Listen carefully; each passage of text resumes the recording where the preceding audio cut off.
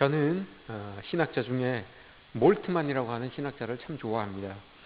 이분은 하나님께서 우리의 삶으로 침투해 들어오신다라고 이렇게 주장을 합니다. 천국, 우리가 알고 있는 그 천국이 우리의 삶으로 침투해 들어온다라고 이렇게 말씀하시는 분입니다. 그러면서 희망의 신학을 주장하시는 분입니다. 이분은 독일인인데 2차 대전 때 1943년 7월에 영국 공군이 히틀러의 독일군을 완전히 붕괴하기 위해서 독일 공습 작전을 세웁니다. 이 작전명이 고모라 작전입니다. 우리가 알고 있는 소돔과 고모라, 그 고모라입니다. 그렇게 불비가 내려져서 소돔이 멸망한 것처럼 그렇게 폭탄을 투하하여서 그 지역을 싹 전멸시키겠다라는 의미로 고모라 작전이라고 붙이고 그 작전을 수행했어요. 그러니까 비행기로 폭탄을 막 융단 폭격을 해서 독일을 초토화시키려고 했던 거죠. 그 공격으로 4만 명이 죽습니다. 그런데 그 공습 가운데서 기적적으로 살아난 것입니다. 이 청년이 살아나고 난 다음에 살아나서 하나님께 부르짖습니다. 나의 하나님, 당신은 도대체 어디 계십니까? 도대체 무엇 때문에 나를 살리셨습니까? 다른 사람들처럼 왜 죽지 않게 하였습니까? 이렇게 하나님께 물었던 거죠. 이게 여러분 18살의 몰트만이었습니다. 이전까지만 해도 몰트만은 자기는 수학자가 되고 물리학자가 되는 게 꿈이었어요. 근데 이 전쟁을 겪으면서 이렇게 살아난 이후에 꿈이 바뀌어요. 나는 신학자가 되겠다. 나는 목회자가 되겠다라고 이렇게 꿈을 바꾸게 됩니다. 그리고 벨기에 숲속에서 영국 군인에게 이제 잡혀요. 포로가 되어서 3년 동안 영국에서 포로 생활을 합니다. 그 수감 생활을 하면서 미국 군목 목사님을 만나는데 그 목사님이 성경책을 하나 줍니다. 시편과 이 신약 성경이 있는 그 성경책을 하나 주는데 그 성경을 읽으면서 여러분 하나님을 만나게 되는 겁니다. 그러면서 그 성경 속에서 만난 하나님을 이제 이야기하는 거죠. 그 하나님은 이 피폐해져 있는 이 땅에 이 정말 갈 길을 잃고 헤매고 있는 이 서양 사회에 우리 이 독일 민족들에게 정말 이 책상 위에서만 이렇게 이야기되는 그런 하나님이 아니라 정말 우리의 머릿속에서만 굳어져 있는 그런 하나님이 아니라 그 어렵고 힘든 상황 속에 찾아오셔서 행동하고 그들의 삶 가운데 참여하셔서 희망을 주는 하나님이다 라고 이렇게 이제 그 성경에서 그 하나님을 발견한 거예요.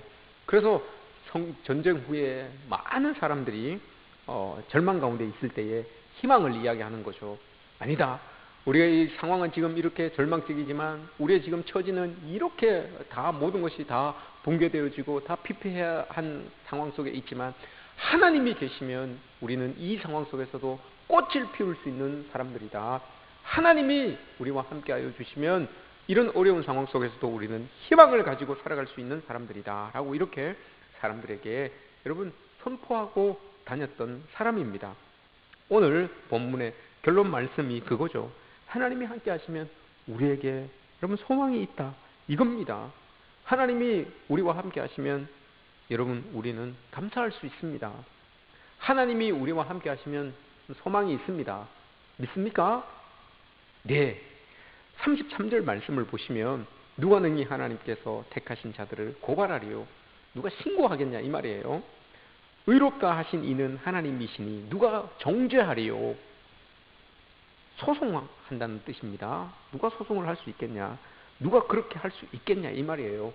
만물의 주관자이신 하나님께서 우리를 의롭다 하시면 아무도 우리를 그렇게 할 수 없다라는 것입니다. 누가 우리를 그리스도의 사랑에서 끊으리요? 환난이나 곤고나 박해나 기근이나 적신이나 위험이나 칼이랴 그 무엇도 우리를 그리스도의 사랑에서 끊을 수 없습니다 라고 이렇게 고백을 하고 있는 거죠. 여러분 아멘입니까? 그 무엇도 우리를 하나님의 사랑에서 끊을 수 없다는 것을 여러분 믿습니까? 아멘입니다. 하지만 여러분, 우리의 실상은 이러합니다. 실상을 우리가 간과할 수는 없습니다. 기록된 바 우리가 종일 주를 위하여 죽임을 당한 바 되며 도살당할 양같이 여김을 받았나이다 함과 같습니다. 하나님께서 우리를 사랑하시고 또 보호해 주시지만 우리 삶은 여러분 늘 사망의 음침한 골짜기를 걷는 것과 같은 그런 삶을 살고 있습니다. 때로는 이런 일들이 닥치고 이것 때문에 눈물 흘리고 이것 때문에 아파하고 이것 때문에 마음 졸이고 또 이것 때문에 발 뻗고 잠 못 자고, 여러분 이런 일들이 우리에게 비일비재하게 여러분 일어나게 되는 거죠. 그럼에도 불구하고 여러분 37절 말씀에서 뭐라고 말씀을 하십니까? 이 모든 일이 우리에게 일어날지라도 우리를 사랑하시는 이로 말미암아 우리가 넉넉히 이기느니라. 사망의 그늘도 넉넉히 이길 줄 믿습니다. 내가 확신하노니 현재일이나 장래일이나 능력이나 높음이나 기쁨이나 다른 어떤 피조물이라도 우리를 우리 주 예수 그리스도의 사랑 안에 있는 하나님의 사랑에서 끊을 수 없으리라. 그 무엇도 우리를 주님의 사랑에서 끊을 수 없고 그 어떤 것도 우리를 넘어뜨릴 수 없고 이 사랑의 구원에서 우리를 끊어낼 수 없다는 것입니다. 사망의 음침한 골짜기를 지나는 삶인 것 같을지라도 반드시 여러분 우리는 하나님의 사랑으로 인하여서 생명을 얻게 될 줄 믿습니다. 경기도 성남에 여러분 가면 닭백숙, 닭도리탕 전문 골목이 있어요. 서울에서 목회할 때 우리 담임 목사님과 함께 신방을 갔던 곳인데 음식 좋아하시는 분들은 맛집으로 다 잘 알고 있을 겁니다. 닭백숙 촌이에요. 닭백숙 촌이 된 거예요. 그 원조가 욕쟁이 할머니죠. 욕쟁이 할머니도 여러분 원조가 많잖아요. 욕쟁이 할머니들도 많은데 뭐 설렁탕, 곰탕 뭐 많죠. 떡볶이 많은데 진짜 욕쟁이 원조 할머니는 이분이에요. 이분이 여러분 20세 때 아들 둘을 놓고 결혼을 하셔서 20대 중반까지 아들 둘을 놓고 이 남편분이 돌아가셨어요. 그러니까 여러분 그 어린 두 아들을 데리고 이 20대의 이 여인이 여러분 살아가기가 얼마나 여러분 힘들었겠습니까? 이 할머니가 여러분 키도 170이에요. 커요. 얼굴도 예쁘고요. 또 이 시를 너무너무 잘 쓰세요. 그때 신방 가서 들은 이야기인데 그 아들이 이제 장성에서 결혼을 했잖아요. 장성에서 결혼을 했는데 그 며느리죠. 그러니까 할머니의 며느리죠. 할머니의 며느리가 아들이 쓴 연애 편지에 여러분 반해서 결혼을 했다는 거예요. 근데 알고 보니까 그 연애 편지를 그 욕쟁이 할머니가 대신 써주신 거죠.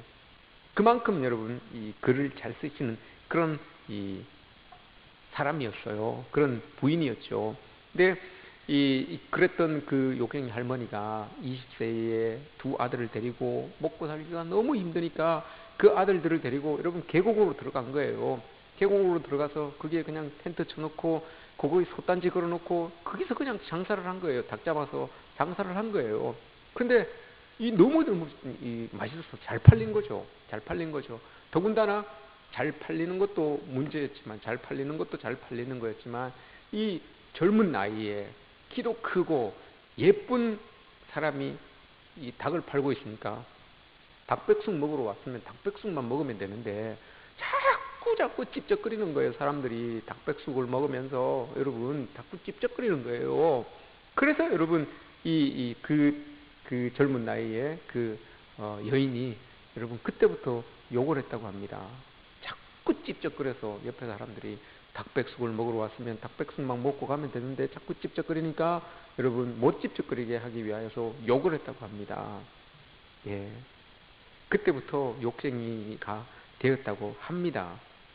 그렇게 여러분 이제 그곳에서 계곡에서 장사를 그렇게 하셨는데 장사를 하다 보니까 장사도 잘 되고 돈을 많이 벌게 됐어요.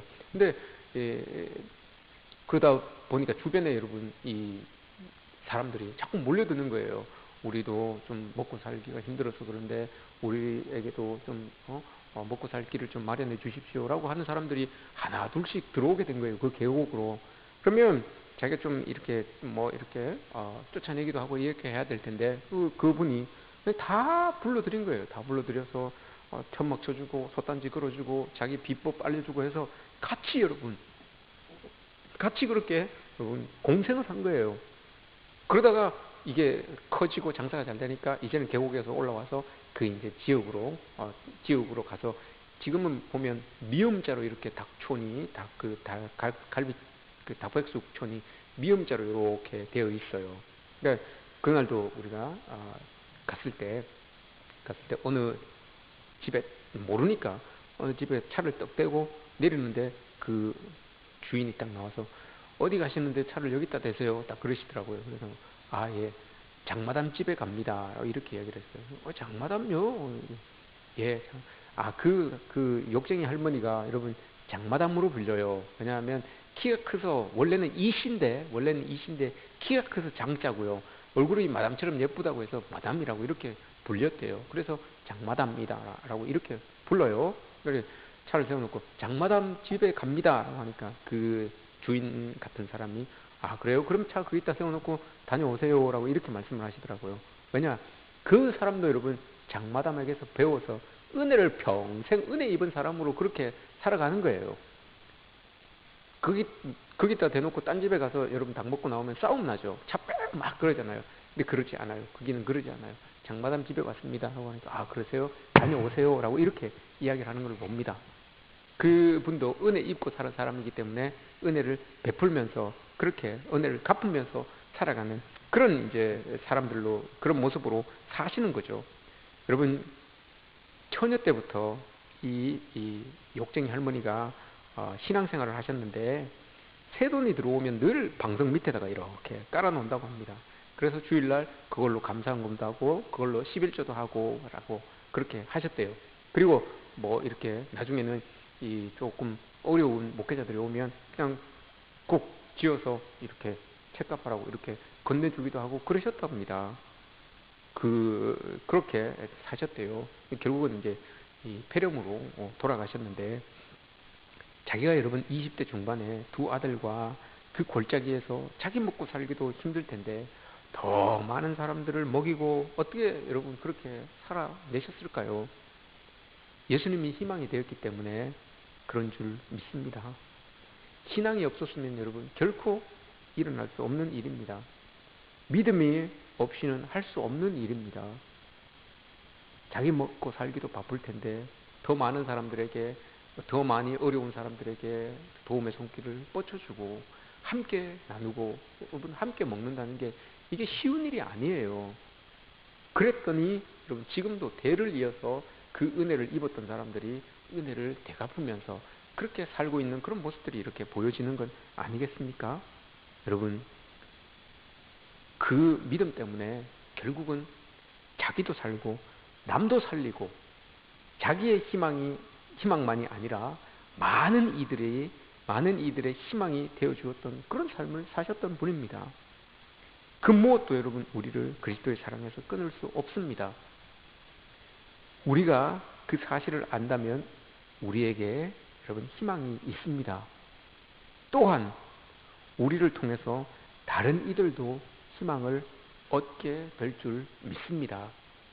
코로나19 때문에 여러분 참 많이 힘들어하는 사람들도 많습니다. 경제적으로도 힘들어지고 또 사회활동도 제한이 되고 하니까 많이 힘든 상황에 지금 처해 있습니다.